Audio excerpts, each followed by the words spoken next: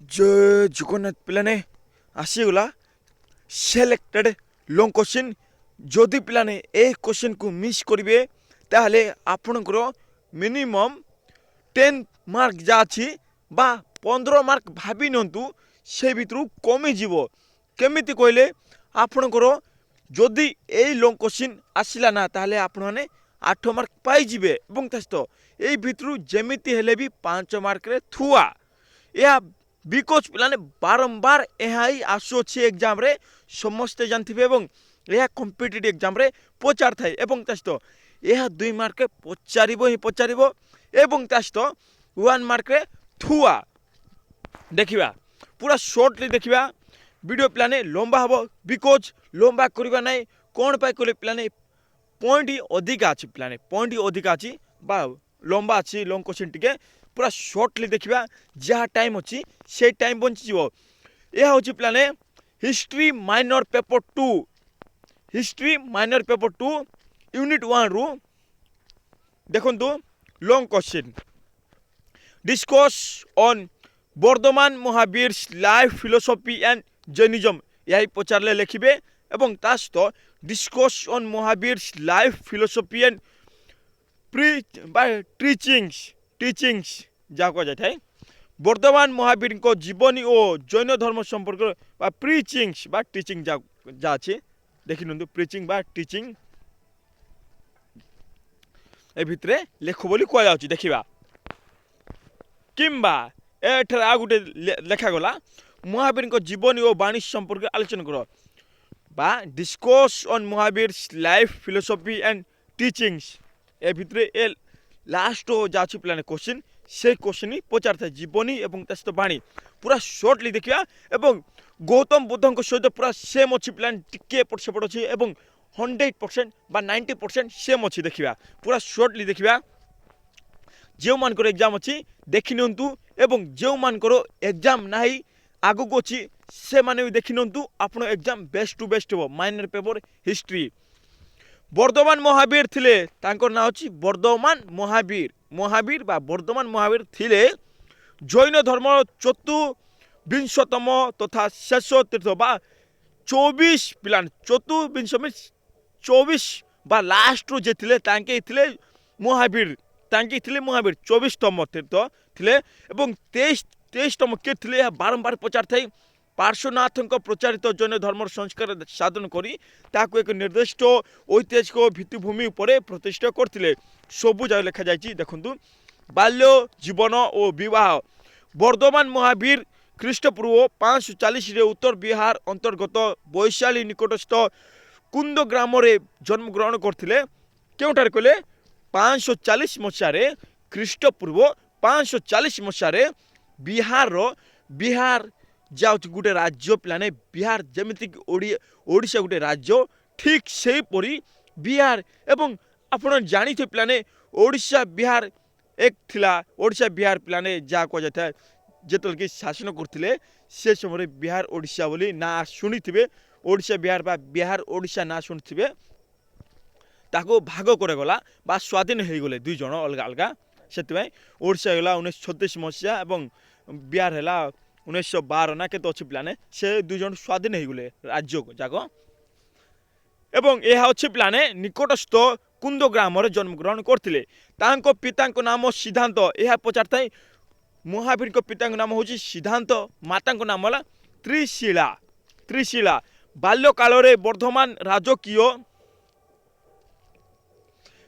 प्राचुर्य परिचालित होते उपयुक्त समय धर्मशास्त्र युद्ध विद्या तथा राज्य शासन विद्या शिक्षा दी जाता कौन कौन कहले धर्मशास्त्र रे युद्ध विद्या रे एवं राज्य शासन किपर करेंगे से सबुरे ज्ञान देइथिले बोली बा ज्ञान दि जाइथिला महावीर जी को ठीक समय रे तांकु यशोदा सह बह कर देखते पिलाने जेमिति कि 16 वर्ष समय रे बा 16 वर्ष बयस रे जे थिले आमर गौतम बुद्ध ठीक से परी आंको भी विवाह होइछि बोली कह जाउछि ठीक समय रे तांकु यशोदा सह बह कर जाइथिला बोली का सहित यशोदा सह बह कर जाइथिला वर्धमान को दाम्पत्य जीवन ସୁଖମୟ ଥିଲା। ବର୍ତ୍ତମାନଙ୍କ ଦାମ୍ପତ୍ୟ ଜୀବନ ସୁଖମୟ ଥିଲା ବୋଲି କୁହାଯାଏ ବା ଶାନ୍ତି ଶୃଙ୍ଖଳା ବା ସୁଖ ଥିଲା ଆରାମରେ। ଯଶୋଦାଙ୍କ ଠାରୁ ଏକ କନ୍ୟା ସନ୍ତାନ ଜନ୍ମ ହୋଇଥିଲା।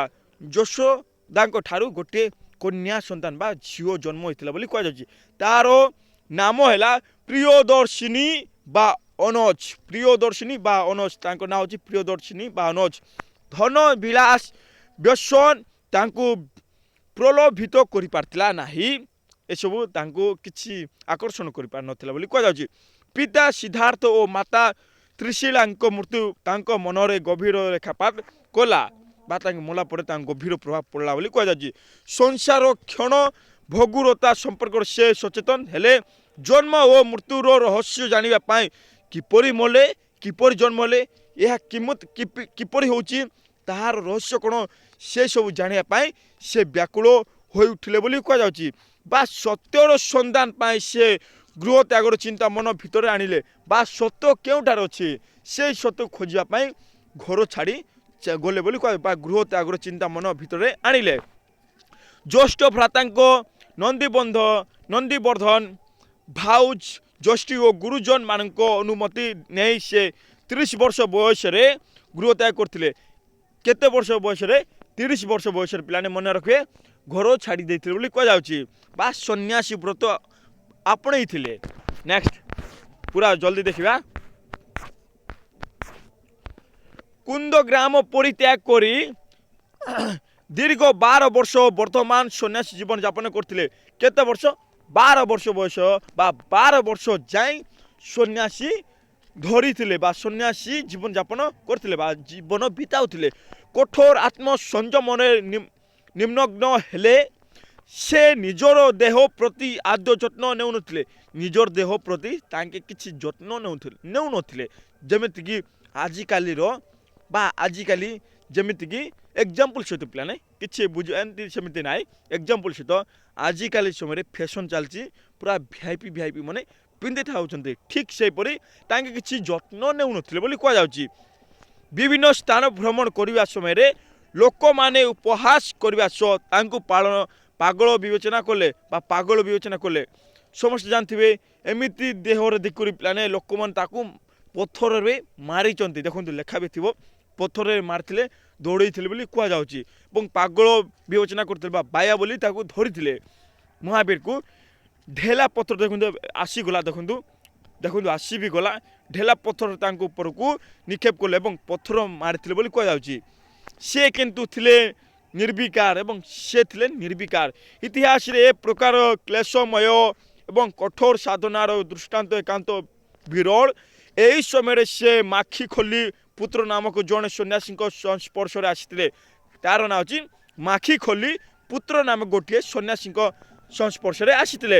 ଦୀର୍ଘ 12 ବର୍ଷ କଠୋର ଆତ୍ମସଂଯମରେ ବିନିଯୋଗ କରି 42 ବର୍ଷ ବୟସରେ ବୈଶାଖ ମାଘ ମାସ ଶୁକ୍ଲପକ୍ଷ ଦଶମୀ ତିଥିରେ କୁମ୍ବିଳ ଗ୍ରାମ ନିକଟରେ ପ୍ରଭାବିତ ରଜ୍ଜୁପାଳିକା ନଦୀ, ଏହା ପଚାରିଥାଏ, ରଜ୍ଜୁପାଳିକା ନଦୀ ପାଖରେ ବା ତଟସ୍ଥ ଏକ ଶାଳ ବୃକ୍ଷ ମୂଳରେ, ତାଙ୍କେ ଗୋଟେ ବୃକ୍ଷ ମୂଳରେ ଗୋଟେ ନଦୀ ପାଖରେ, ଠିକ୍ ସେହିପରି ମହାବୀର ବି ଏମିତି ଧ୍ୟାନମଗ୍ନ କରୁଥିବା ବେଳେ ଦିବ୍ୟଜ୍ଞାନ ବା ବୁଦ୍ଧି ଆସିଥିଲା ବୋଲି କୁହାଯାଉଛି ବା ଦିବ୍ୟଜ୍ଞାନ ପାଇଥିଲେ। ସବୁ ଅଧିକ ଜ୍ଞାନ, ଦିବ୍ୟ ଜ୍ଞାନ ପାଇଥିଲେ। ସବୁକିଛି ଜାଣିବାର, ସବୁକିଛି ଚିନ୍ତା କରିବାର, ଯେମିତିକି ଦେଖୁ ଜାଣିଦେବ, ଠିକ୍ ସେହିପରି ଦିବ୍ୟଜ୍ଞାନ ବା କୈବଲ୍ୟ ପ୍ରାପ୍ତ ହେଲେ। ସାଂସାରିକ ବନ୍ଧନ କିଛି ବା ଛିନ୍ନ କରିଥିବାରୁ ସେ ନିଗ୍ରନ୍ଥ ରୂପେ ପରିଚିତ। ସମସ୍ତ କାମନା ବାସନା ଆସକ୍ତି ତଥା ଇନ୍ଦ୍ରିୟକୁ ଜୟ କରିଥିବାରୁ ଜିନ୍ ରୂପେ ବିଖ୍ୟାତ ହେଲେ। କ'ଣ କରିଥିବାରୁ?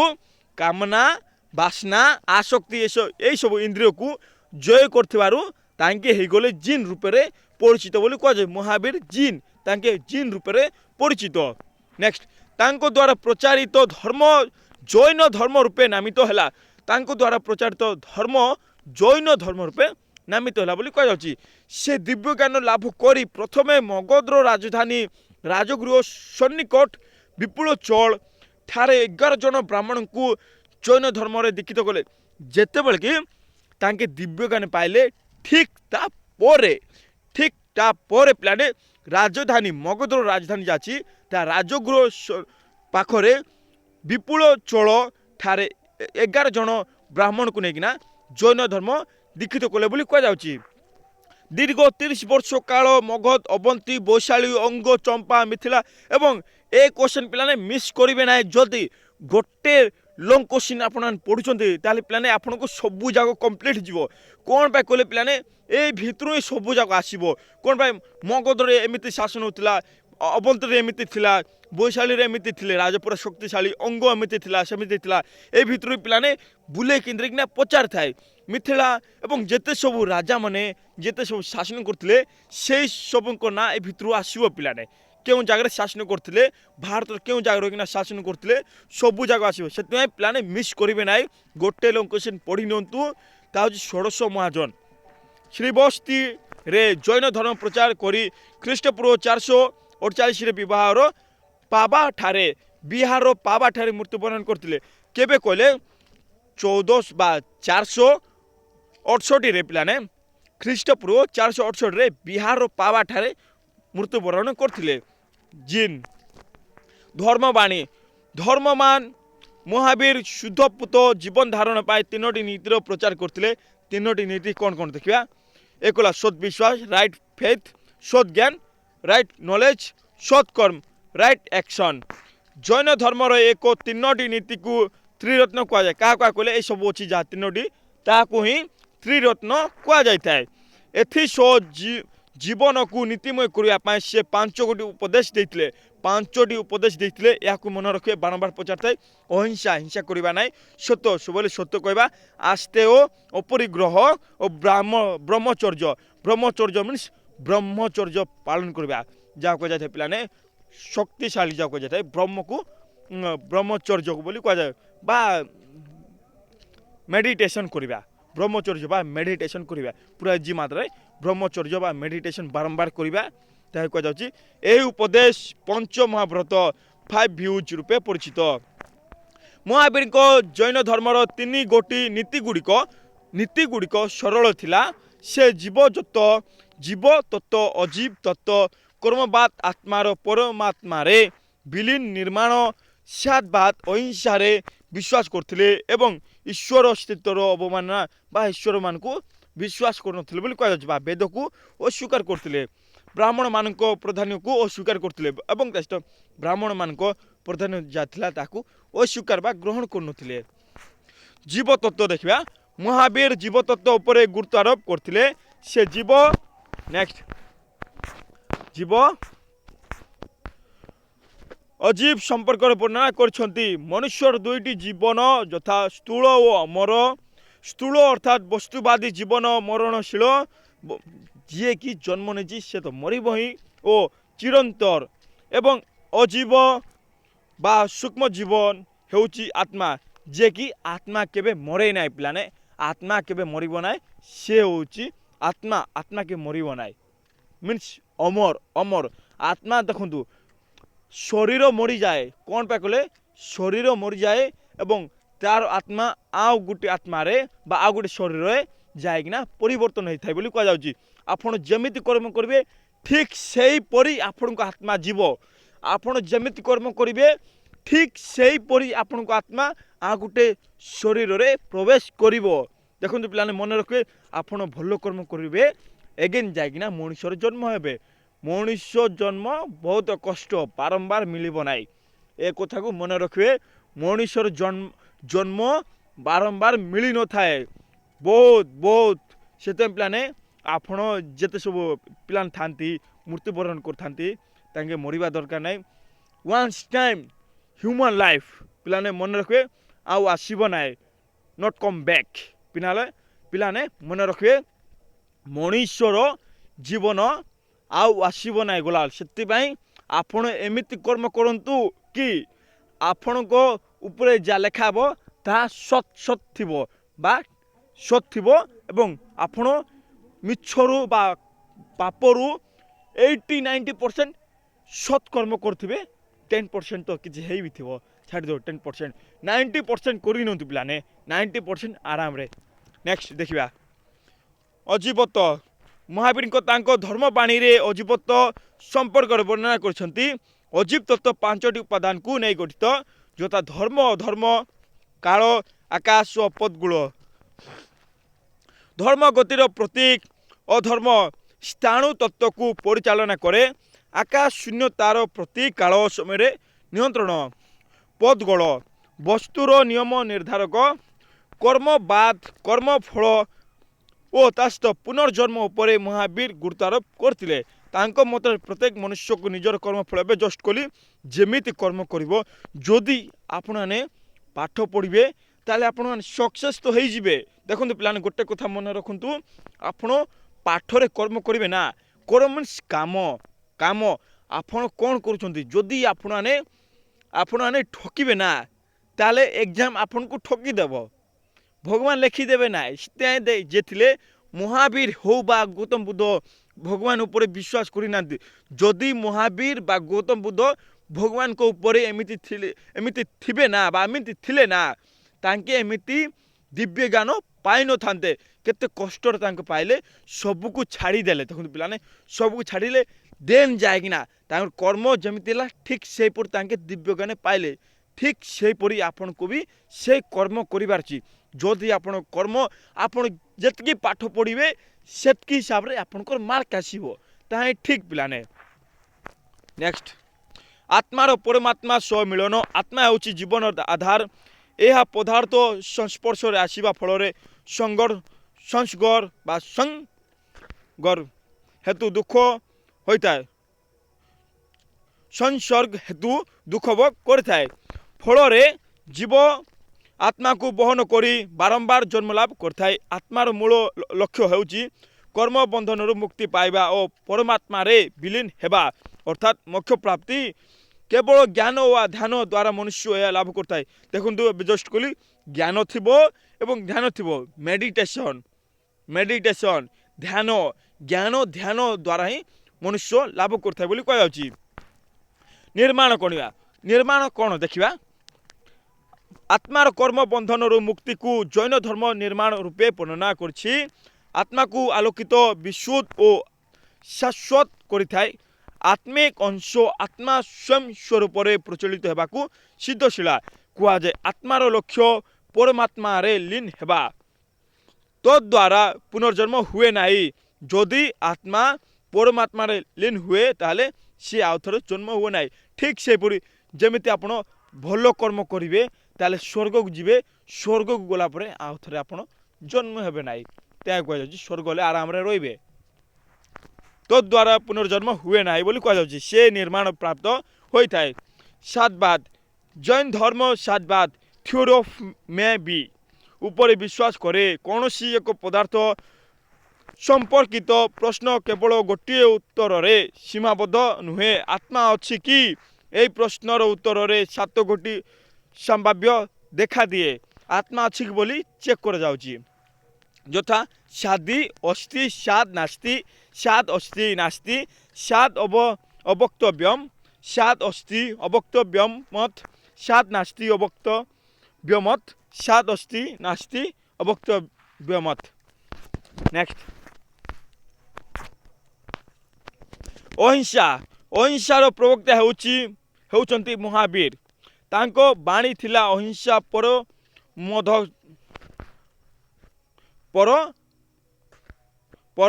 ଧର୍ମ।